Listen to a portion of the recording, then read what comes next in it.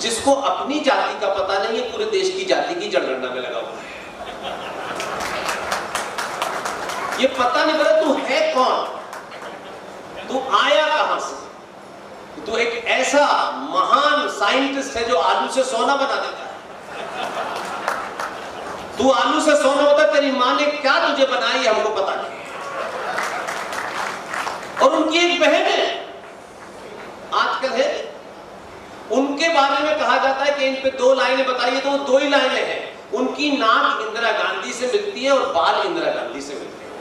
फिरोज गांधी का कोई कंट्रीब्यूशन नहीं है उसमें, ये उनका कंट्रीब्यूशन है। ऐसे गधे लोग हमसे कह रहे हैं कि हमें प्रधानमंत्री बनाओ। वो लड़ाई लड़ रहे हैं, वो कभी ब्राह्मणों को गाली देंगे, कभी दलितों को गाली देंगे, कभी इसकी जात पे बात पूछेंगे, कभी उसकी जात पे बात पूछेंगे, कभी जनेऊ डालेंगे और ये भी पता नहीं कि जनेऊ पजामे पे पहनना है या कुर्ते पे पहनना। ऐसे मूर्ख इस देश में राजनीति के केंद्र में है। जब दुनिया आपको असेस करेगी, जो पूरी दुनिया आपको देखती है कि सनातन सभ्यता के लोग हैं, इन्होंने विश्व को 0 दिया, इन्होंने दुनिया को गणित दिया, इन्होंने तारों की गणना की, इन्होंने वहां से लेकर जमीन तक की दूरी नापी। उस समाज में क्या इतने लालची मूर्ख डरपोक लोग हो गए हैं कि एक आदमी जिसकी मैंने इतनी क्वालिटी गिनाई है, वो आदमी प्रधानमंत्री का कैंडिडेट घूम रहा है। ये सोच के ही भारतीय सनातन सभ्यता के लोगों को शर्म आनी चाहिए कि आखिर दुनिया हमें जब हमारे बारे में लिखेगी तो कैसे कैसे लोगों के बारे में लिखेगी। पहले ही हम बहुत महान लोग हैं। हमने इस देश में एक प्रधानमंत्री बनाया जो बीच में कहीं भी सो जाता था। हमने देश में एक रक्षा मंत्री बनाया, कमाल का रक्षा मंत्री था। अब उत्तर प्रदेश के मुख्यमंत्री थे, वो रक्षा मंत्री हो गए। एक पढ़ा लिखा लेफ्टिनेंट जनरल खड़ा हुआ रक्षा मंत्री के सामने, उसको अपनी बात रखनी थी तो वहां आर्मी का प्रोटोकॉल बड़ा कट टू कट होता है। वो बेचारा खड़ा हुआ और उस बेचारे ने सिर्फ यही खड़े होकर कहा कि माननीय रक्षा मंत्री जी, अब उस जमाने लैपटॉप से सारा पावर पॉइंट प्रोग्राम दिया जाता था।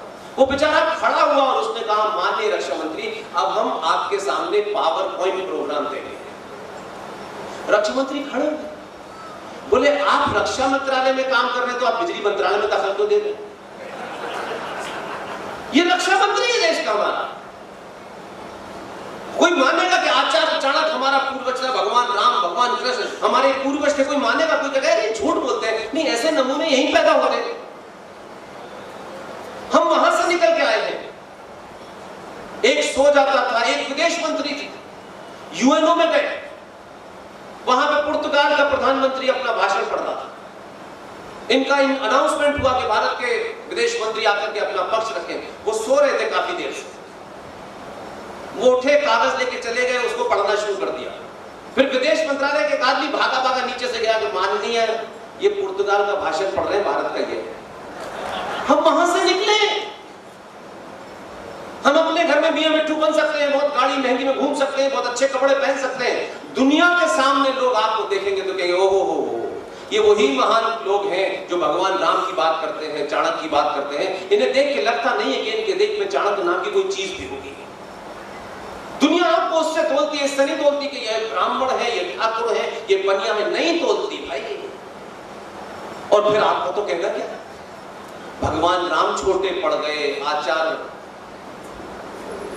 क्या नाम था उनका, अपने चाणक्य छोटे पड़ गए। आपने अभी मैं कल था यहाँ एक मीटिंग में,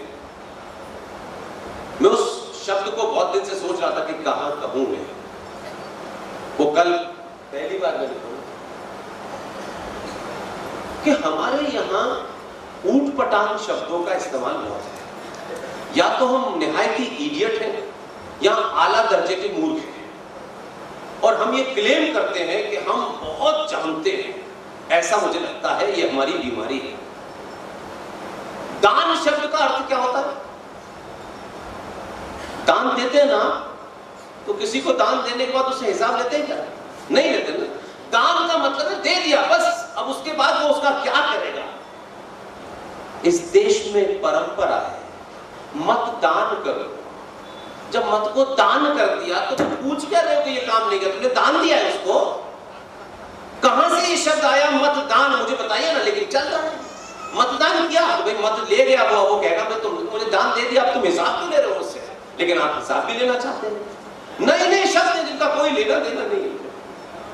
ऐसे ही बहुत सारे शब्दों का आजकल चलन चल पड़ा है, क्योंकि सबको सबकी आंखों के सामने अच्छा बनना है। फिर कल्याण सिंह का जिक्र। कल्याण सिंह को इस देश के किसी भाईजान को अच्छा नहीं बनना था, उनको सिर्फ सनातनियों के सामने अच्छा बनना था, इसलिए उन्होंने ये करा।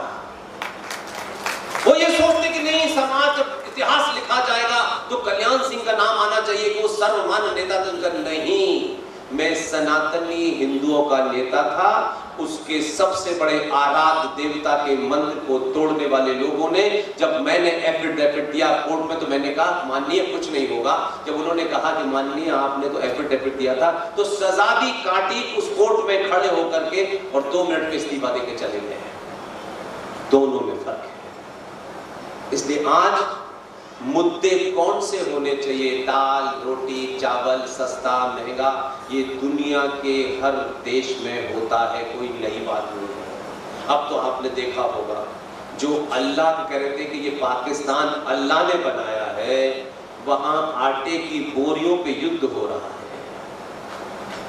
अल्लाह मेहरबान नहीं है। वहां की स्थिति ये है कि भारत टमाटर बंद कर दे तो 3 दिन घर में मीट नहीं बनता। वो जो बहुत दुनिया की बातें करता है, आपको पता नहीं, मैं उस देश के बारे में बहुत नजदीकी से जानता हूं, किन कारणों के कारण।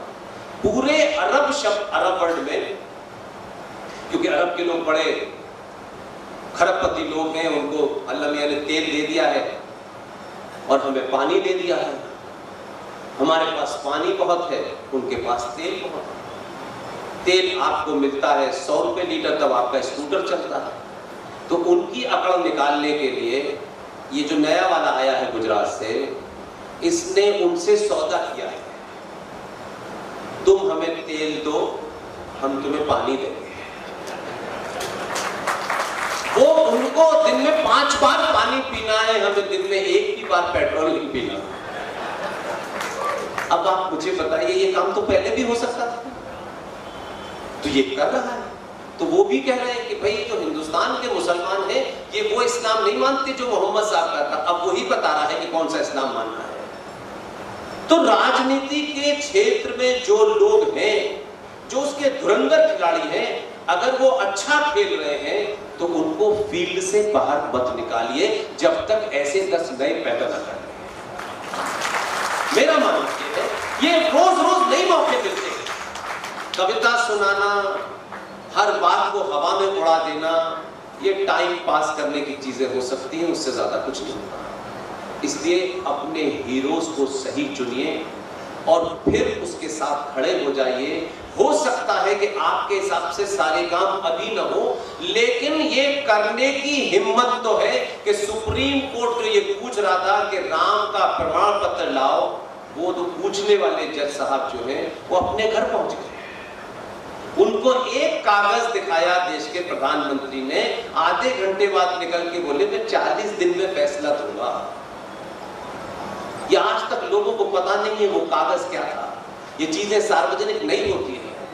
हम जैसे लोग हैं, क्योंकि हम संवैधानिक पद पे नहीं, हमको पता होती है, तो हम इसलिए आपको सामने रखते हैं कि ताकि आपको इस बात का बोध हो, इस बात का फक्र हो, आप सीना ठोक कर कहे कि आपने सत्ता पे किसी आदमी को नहीं बिठाया है, आधुनिक दौर में चाणक्य को बिठाया है। ये इसलिए वो जानता था कि सुप्रीम कोर्ट से कैसे लड़ा जा सकता है। तमाम बवाल है, दिल्ली में बड़े पढ़े लिखे लोग हैं जो हर 2 घंटे बाद ज्ञान बांटने लगते हैं। उसने उन्हीं की भाषा में उनको समझाया और सुप्रीम कोर्ट के जज साहब, चीफ जस्टिस के साथ पूरे सुप्रीम कोर्ट को घूमा और घूमने के बाद चलते चलते जेब से कागज निकाला कि ये देख लीजिए।